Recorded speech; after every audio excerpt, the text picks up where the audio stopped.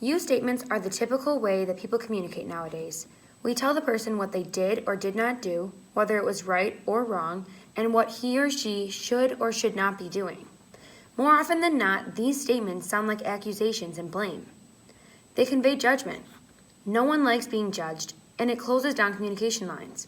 It puts the person on the defense, making him unable and unwilling to be open to what the other person has to say and truly listen. I language provides the opposite approach, and this presentation will show how I language can be used successfully to solve a problem. One example of an issue that has definitely caused defensiveness with another person in my past occurred at my home. In the past, I have had many problems with one of my family members stealing my clothing items and out of my room. I frequently snap, scolding them by saying things like, "You took my floral shirt out of my room without asking. I need it now. You don't care that it's mine and you are so rude." The problem with this is that my personal items are being taken without my knowledge, and I don't know where they are. I chose to address this problem because it occurs in my life very frequently, and it seems like I never have the right response to it. It seems as though my things are always being taken as I find them in other people's rooms. I get angry and accuse others of taking them, and I don't respond in the most effective way. I need to learn how to confront my family members in a way that is not accusatory, so we can determine a proper solution to this problem. There definitely is a better way to address this problem, and the use of I language could be the solution. The person that I am approaching in order to solve this problem is a 17-year-old female. I have known this person for my entire life, and I have lived with her since she was born in 2001. I communicate with this person very frequently. I see her every weekend when I come home from college, and I text her at least 5 times a day as well. This person is very close to me. She's one of my best friends. She's my little sister. She means the world to me.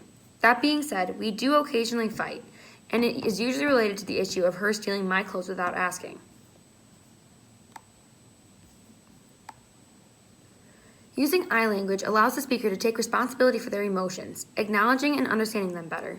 When you focus on what you are feeling rather than on your opinion on the matter, it is a non-threatening and inoffensive way.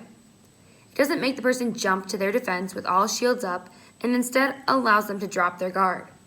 In regards to the I statement I made in order to solve this problem, I said the following: I want to share my feelings with you in order to solve our problem of missing clothes, and I hope it will further strengthen our relationship. I know that we have been having issues with clothing lately, and I'm wondering if we can find a way to work out our problems in regards to sharing clothing. I did not mean to be offensive and rude, and I am more than willing to share my clothing with you as long as you ask me before you take it out of my closet. It is hard for me to see my closet torn apart and certain pieces of clothing missing without my knowledge, so I would love it if you would ask my permission before taking them. My little sister's reaction to using this language was very supportive and calm. It seemed as though she finally understood what I was trying to tell her. She agreed that from now on she would ask for my permission before taking clothing out of my closet. Her emotion was somewhat surprised, as I have never taken this approach before. In times past, I would simply get angry and use accusatory language, which caused her to be defensive as well. When I first confronted her, her body language was slightly dismal and sad, as she knew that I was confronting her about something that really upset me.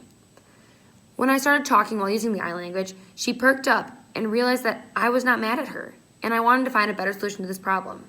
I was very pleased with her response to this, and I'm very excited to see how this will help us in the future. Using the I language combined with the assertive format worked very well for me.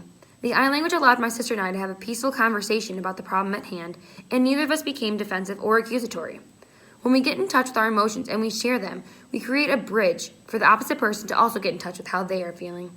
This facilitates empathy and helps you to understand them better.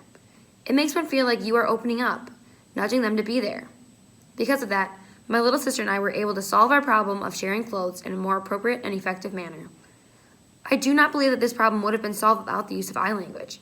The I language allowed my little sister to have a peaceful manner and remain calm throughout the conversation and talk in a normal tone rather than trying to defend herself through my attacking statements. In conclusion, the I language is a great method that allows the speaker to take responsibility for their emotions, acknowledging and understanding them better, and it allows the situation to be handled in a non-threatening and non-offensive way.